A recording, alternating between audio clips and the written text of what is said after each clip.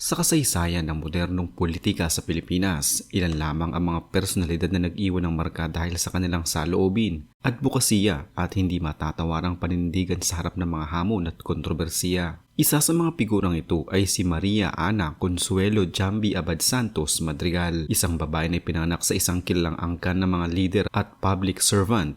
Naging senador ng Republika ng Pilipinas at naglayong baguhin ang landas ng bansa sa pamamagitan ng kanyang mga panukala at kampanya laban sa katiwalian. Ang kanyang karera ay puno ng lakas ng loob at kontrobersiya, isang kwento ng paglilingkod, hidwaan sa politika, mataas na paninindigan at pagharap sa kabiguan. Si Jambi Madrigal ay pinanganak noong 26 ng Abril 1958 sa Maynila, sa isang pamilyang kilalang may malalim na ugat sa kasaysayan at serbisyong pampubliko. Ang kanyang ama ay si Antonio Madrigal y Paterno at ang kanyang ina ay si Amanda Abad Santos y Chopacu. Bilang apo ng dating Supreme Court Chief Justice Jose Abad Santos, siya ay mula sa lahi ng mga public servants at nationalist figures. Ang kanyang lolo na si Vicente Madrigal ay isang senador at negosyante. Samantalang ang kanyang grand uncle na si Pedro Abad Santos ay nagtatag ng Socialist Party of the Philippines na nagtanggol sa mga mahihirap at manggagawa. Ang kanyang tiyahin naman, si Pasita Madrigal Warnes ay naging senador at unang administrador ng Social Welfare Administration na ngayon kilala bilang Department of Social Welfare and Development o DSWD. Ang pagkakaiba ng kanyang pamilya hindi lamang impluwensya ng politika kundi pati sa kanyang pananaw sa lipunan at serbisyo. Tinapos niya ang kanyang sekundaryang edukasyon sa Estados Unidos at kumuha ng bachelor's degree sa economics mula sa Santa Clara University at master's degree sa development economics mula sa Yale University. Mga karansan na higit pang naghulma sa kanyang pananaw hinggil sa ekonomiya, lipunan at politika bago pa man siya formal na tumapak sa serbisyo publiko. Bago maging senador, aktibo si Madrigal sa iba't ibang larangan ng serbisyong sibiko at pamahalaan. Noong dekada 90, nagsilbi siya bilang Undersecretary ng Department of Social Welfare and Development o DSWD, kung saan nakibahagi siya sa mga programa para sa mga kapakanan ng pamilya, kabataan at mga nangangailangan. Ang pagharap sa mga hamon ng kahirapan at serbisyo publiko ay nagsilbing preparasyon para sa mas malawak na papel sa pambansang pamahalaan. Noong 1999, siya ay hinirang ng Pangulong Joseph Estrada bilang Presidential Advisor for Children's Affairs na naglalayong palakasin ang mga programa para sa kalusugan, edukasyon, proteksyon at kapakanan ng mga kabataan sa bansa.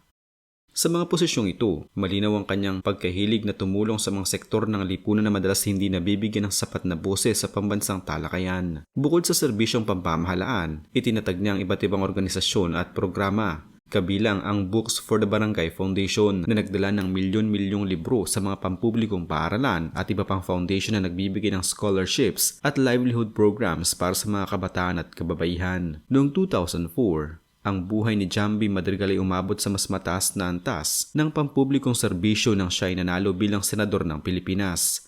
Siya ay kabilang sa may mga pinakamaraming boto noong eleksyong iyon na nagtulak sa kanya sa pambansang entablado. Bilang senador, siya ay naging aktibo sa pagpapasa at pagsuporta ng mga batas na tumutuon sa kapakanan ng kababaihan, kabataan, pamilya, karapatang pantao, kapaligiran at iba pang sektor ng lipunan. Kabilang sa mga batas na kanyang sinuportahan at co-authored ay ang Anti-Child Pornography Act at ang Magna Carta of Women, pati na rin ang ibang mga panukala na may layuning protektahan ng mga marginalized na sektor at dagdagan ng pananagutan ng pamahalaan. Pagkatapos ng 6 na taong termino, mas kilala siya sa kanyang laban para sa mga usaping makatao kaysa sa mga traditional na political agenda. Siya ay naging chairperson ng ilang komite ng Senado, kabilang ang Youth, Women and Family Relations, Environment, Peace, Unification and Reconciliation at Cultural Communities Committee. Hindi naging payapa ang kanyang panahon sa Senado at sa kanyang mga kampanya. Sa katunayan, maraming insidente ang nagbunsod ng diskusyon tungkol sa kanyang estilo sa politika at reputasyon.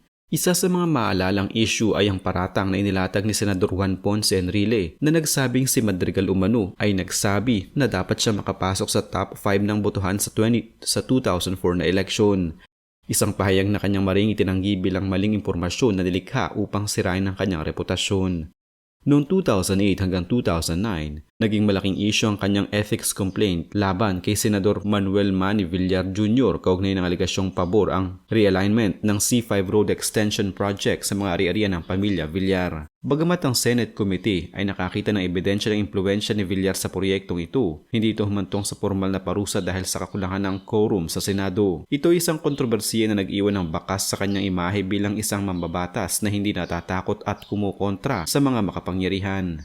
Hindi rin nakaligtas si Madrigal sa mga insidente kung saan ang kanyang mga aksyon ay tinutukan ng media at COMELEC. Halimbawa noong 2013, ang kanyang kampanya ay nabulabog ng isang Facebook at Twitter iPad contest na nag-aalok ng mga gadget upang hikayatin ng mga botante na kanyang inamin at pinagsisisihan at humingi ng paumanhin matapos ito ituring na posibleng paglabag sa regulasyon ng eleksyon.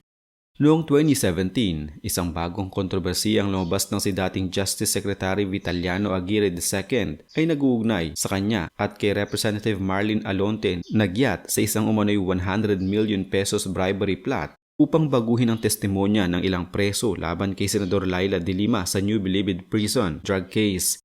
Maring itinanggi ni Madrigal ang paratang na ito at tinawag itong malicious lies na nag-iwan ng malaking alitan sa pagitan ng mga partido ng politika at nagpataas ng usapin tungkol sa paggamit ng mga aligasyon bilang kasangkapan sa pampolitikang digmaan.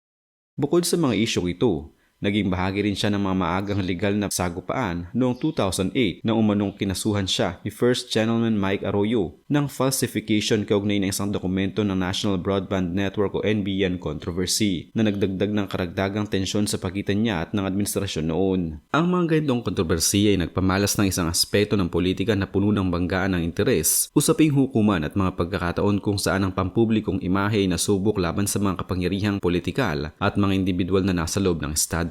Matapos ang kanyang termino sa Senado na nagtapos noong 2010, agad na nagpasya si Madrigal na tumakbo bilang independent presidential candidate. Sa kanyang kampanya, ipinakita niya ang kanyang advokasya laban sa katiwalian at para sa reforma sa ekonomiya at lipunan. Ngunit sa huli, ang kanyang boto hindi sapat upang manalo. Noong 2013, sinubukan niya bumalik sa Senado sa ilalim ng Team Pinoy Coalition at Liberal Party, isang malaking pagbabago mula sa pagiging independent noong 2010. Bagaman kasama siya sa administratibong slate, hindi pa rin siya nagtagumpay at nagtapos sa ibaba ng listahan ng mga nanalong kandidato.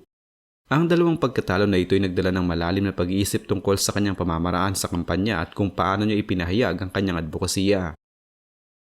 Simula noong 2013, si Jamby Madrigal ay hindi na muling nagtangkang lumahok sa malaking pambansang posisyon sa eleksyon, kaya ang kanyang presensya sa pambansang politika ay naging mas mababa kaysa dati. Ang kanyang huling formal na posisyon sa pamahalaan ay bilang senador at ang kanyang pinakahuling candidate bid ay noong 2013 para sa Senado. Sa mga nagdaang taon, wala siyang malawak na media coverage tulad ng dati at mas maraming impormasyon ang nakatuon sa kanyang mas pribadong buhay at advokasya kaysa sa mga politikal na kampanya. May mga ulat at pahayag na siya ay mas masigasig na nakatuon sa mga proyekto ng komunidad at pagsuporta sa mga advocacy work, pati na rin ang pag-iwas sa mas aktibong pagkakasangkot sa politika. Ang buhay at karera ni Jamby Madrigal ay isang salamin ng mga posibilidad at hamon sa politika ng Pilipinas, mula sa kanyang maimpluwensyang pinanggalingan at mataas na edukasyon hanggang sa kanyang mga panukalang batas at mga paninindigan sa Senado.